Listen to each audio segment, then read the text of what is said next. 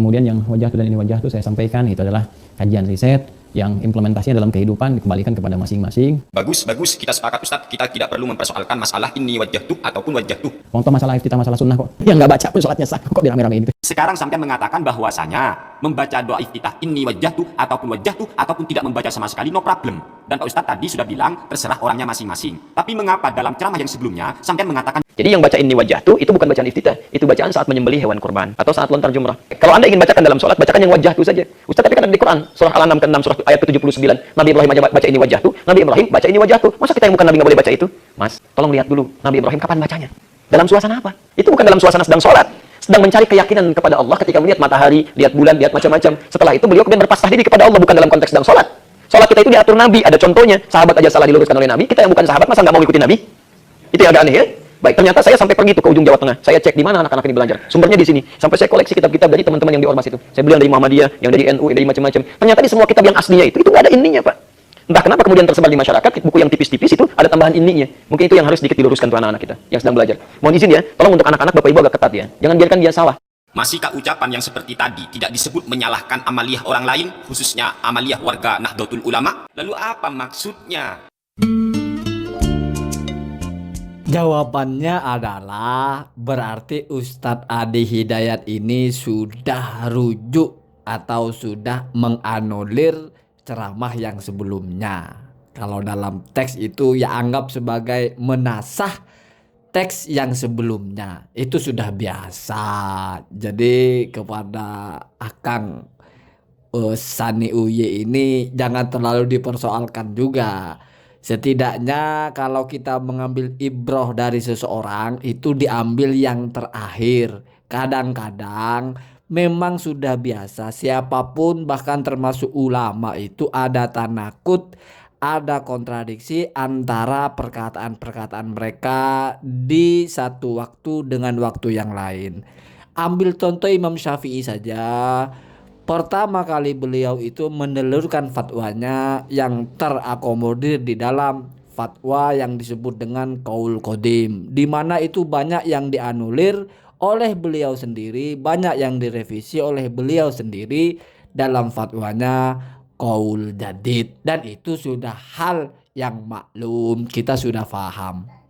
Bahkan Imam Nawawi saja kalau kita periksa kitab-kitab fikihnya, tentu ada tanakut, ada ta'arud antara satu kitab beliau dengan kitab yang lain. Makalah disusunlah satu konsensus bahwasanya pendapat seseorang itu diambil yang terakhir. Kenapa? Karena selama seseorang itu masih hidup, memang belum final. Jadi tidak elok kita menilai seseorang dari satu ucapannya saja.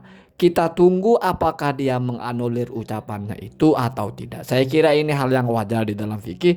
Sampai-sampai ada ulama yang mengatakan bahwasanya ijma ulama itu baru berlaku apabila orang yang berijma itu sudah meninggal. Artinya dipastikan mereka konsisten dengan pendapatnya tanpa ada kemungkinan mereka akan menganulir lagi. Karena kan misalnya 5 orang bersepakat, 5 ulama bersepakat, ijma ini hukumnya haram. Lalu seiring berjalannya waktu, 1 atau 2 dari ulama itu menganulir pendapatnya, maka misalnya mengatakan tidak haram, maka berarti ijma bahwa itu haram sudah nggak terdiri dari 5 ulama lagi. Artinya sudah bukan ijma semua ulama lagi. Kenapa? Karena sudah ada yang mundur. Nah itulah kalau kita belajar usul fikih, ada yang mensyaratkan bahwasanya dalam ijma itu menunggu ulama-ulamanya itu mati. Sehingga ini benar-benar dipastikan adalah kesepakatan yang tidak berubah atau kesepakatan yang tidak dianulir. Kalau kita belajar hasanah keilmuan Imam Ahmad juga ya pernah saja pasti bagaimana merubah pendapatnya. Ya anggap saja Ustadz Adi Hidayat ini sedang melakukan hal semacam itu. Mungkin sebelumnya beliau terlalu terlalu kurang berhati-hati gitu. Sehingga hal-hal semacam itu dipersoalkan, walaupun memang narasi mempersoalkannya agak tajam juga, seolah-olah yang pakai ini itu tidak mengikuti Nabi.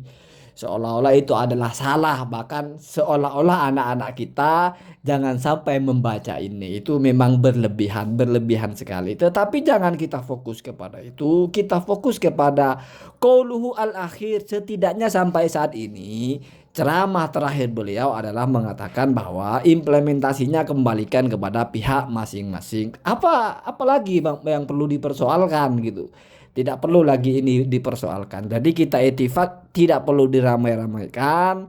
Kita etifak itu sudah selesai. Beliau sudah anggap saja sudah menasah pendapat sebelumnya, sudah rujuk dari pendapat sebelumnya, sehingga menelurkan pendapat yang baru bahwasanya ini masalah yang implementasinya dikembalikan kepada kita masing-masing. Mau pakai ini silahkan, mau tidak pakai ini silahkan. Bahkan kalau kita ingat tokoh ulama dalam Muhammadiyah itu ada Buya Hamka. Hamka itu Haji Abdul Malik Karim Amrullah Hamka.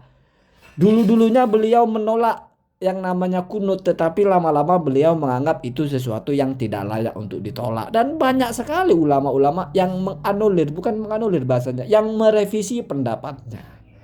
Dan itu sudah minal maklumi. Kenapa? Karena siapapun manusia itu pasti punya keterbatasan. Mungkin di satu fase pengetahuannya mentok di angka 10, lalu menelurkan satu fatwa.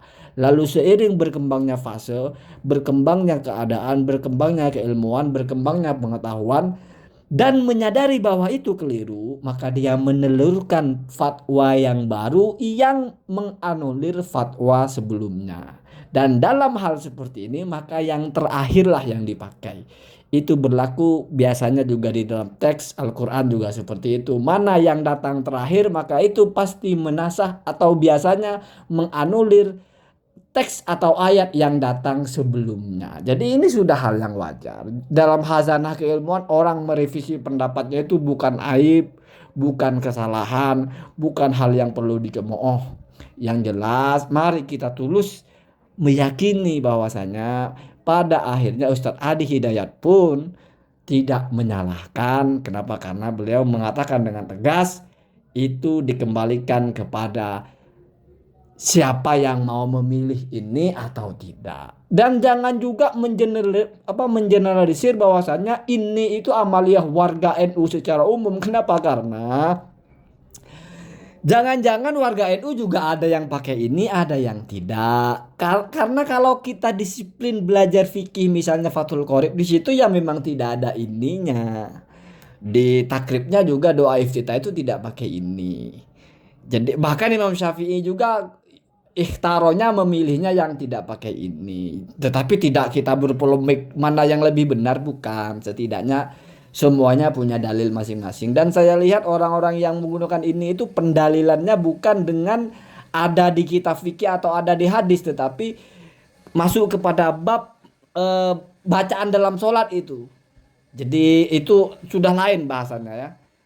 Sementara kalau satu sisi intensif kepada kita belajar kitab fikih, ada benarnya juga dalam kitab fikih itu memang ini itu tidak ada ya. Mungkin ada dalam kitab fikih yang tetapi yang sering kita dengar dalam kitab fikih itu memang tidak pakai ini.